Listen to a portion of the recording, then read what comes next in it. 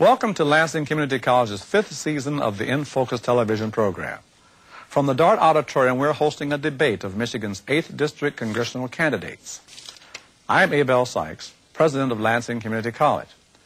The 8th District is located in the lower mid portion of the state. From Lansing to the adjoining areas of Flint and Ann Arbor, the district includes urban and rural settings. Over the last several years, the district has undergone considerable growth and changeovers in the representation of the district. Moderating today's program and debate is Kathy Schmaltz. Kathy? Thank you, President Sykes. Good evening and welcome to Lansing Community College and the 8th Congressional Debate. We hope we can offer you some insight tonight. There are 3 candidates in the race, and just a few minutes ago they took part in a drawing to find out who would go first, second, and third in the questioning. Our first candidate tonight is John Mangopoulos. He is with the Reform Party. He's founder and editor of the Unreported News, a publication with subscribers in about 48 states. He also hosts the cable show, The Battle of Ideas. Thanks, John, for being here. The next candidate is Debbie Stabenow. She's the Democratic incumbent. She was first elected to Congress in 1997. She also served in the Michigan State House and also the Michigan Senate. And our third candidate is Ms. Susan Grimes Munsell. She's with the Republican Party. She's currently chairperson of the Civil Service Commission and also chairperson of the Livingston County Republicans, and she also served in the State House for about 10 years.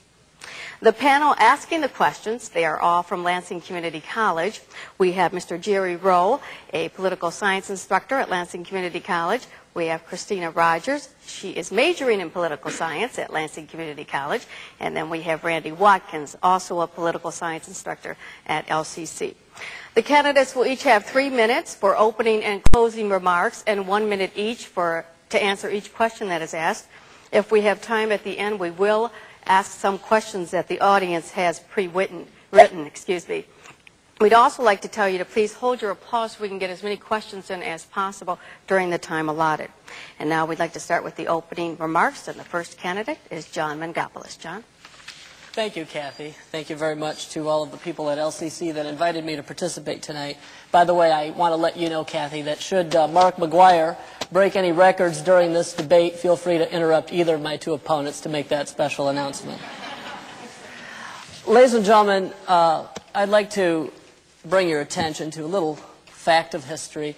You all are aware of the fact that during World War II at the Nazi concentration camps, some brutal medical experiments were conducted on the Holocaust victims. And one of the most notorious of the doctors that conducted these experiments was Dr. Mengele. Many of you have heard of him. Well, after the fall of the Third Reich, Dr. Mengele escaped with his life to Argentina.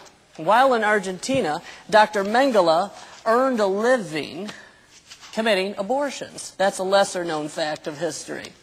Now, while those abortions were illegal in Argentina, those abortions would be legal right here in the United States of America today. And I see a parallel between partial birth infanticide, some people call it partial birth abortion, and what Dr. Mengele was doing both at the concentration camps in Europe and in Argentina. You see, partial birth abortion is a brutal late-term abortion that involves, again, a 2nd and 3rd trimester child. And a child is delivered breech, all but the head. The head remains in the birth canal. And then while the head remains in the birth canal, the child has its organs carved out. And then following that, the child's skull is crushed. And then the brains are sucked out. And then the child is delivered dead and thrown in the trash. That reminds me a lot of what Dr. Mengele used to do. Now, I'm sad to report to you tonight that Debbie Stabenow and Susan Grimes Munsell, both of my opponents, support this cruel, barbaric act.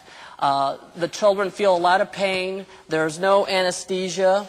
And it is a torturous way to die. Now, we expect Democrats to support all kinds of abortion. I've never met a Democrat who doesn't like an abortion, hasn't cheered over any kind of abortion. But what the voters need to know in this district is that the reason why I'm in this race is that Susan Grimes Munsell, Debbie Stabenow's Republican opponent, is pro-partial birth abortion. Both of these women are on record as having voted against banning this procedure. Therefore, they support it. They're going to distance themselves from it tonight, and they're going to call any critics of partial birth and infanticide extremists. And when they smile tonight, and look at the camera and smile, just remember what they support. They support partial birth and infanticide. Ms. Stabenow? Thank you and good evening. It's a pleasure to be with you at our world-class community college here in Lansing. And I want to first thank all of you for... Ms. Munsell? Thank you. I also am pleased to have an opportunity to share my ideas with you this evening. And I hope that as you have a chance to consider all three candidates, when you go to the polls on November 3rd, you'll give me your consideration. Thank you, candidates, for your opening remarks. The first question will come from Mr. Jerry Rowe. Welcome. I'm going to ask a three-part question, each for your own consideration. Number one, to Congresswoman Stabenow. Do you support Jeffrey Feiger 100%, and will you invite President Clinton to come into Lansing to campaign on your behalf? To Susan Munsell, Susan, the cornerstone of Republican support in this era of politics that we are in is pro-life support. You do not have that. How will you make up the deficit? And John Mangopoulos, where in heaven's name will you get your votes?